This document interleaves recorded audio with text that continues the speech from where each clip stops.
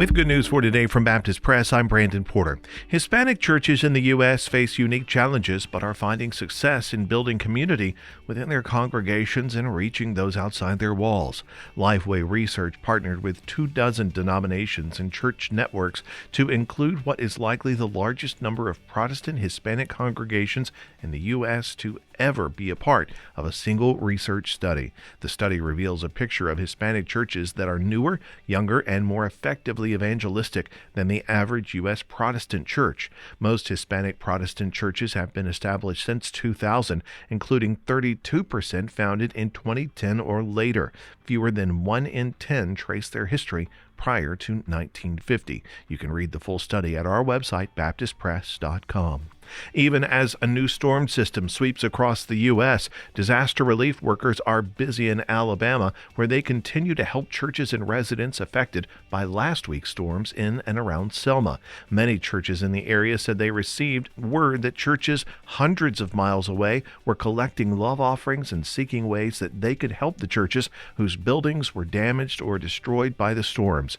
In Autauga County alone, an EF3 tornado stayed on the ground for 77 miles and had more than 1,100 impact points. 7 people were killed by the storm in that county.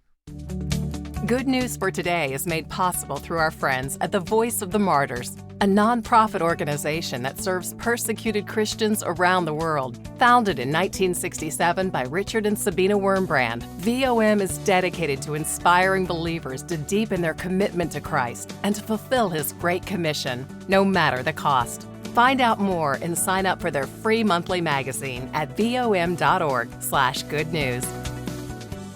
In a first-person piece on Baptist Press, Jason Thacker, ERLC Chair of Research and Technology Ethics, provides some wise advice for people engaging in the digital world.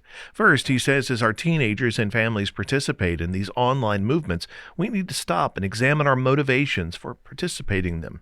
It's tempting to post, share, or like things in order to be seen as the typical person that is socially involved, but then fails to actually address these issues in the real world. And that leads to the second. He writes, you may feel called to get involved with important issues like abortion or sex trafficking or even racial injustice, but true change usually only happens in real relationships with others.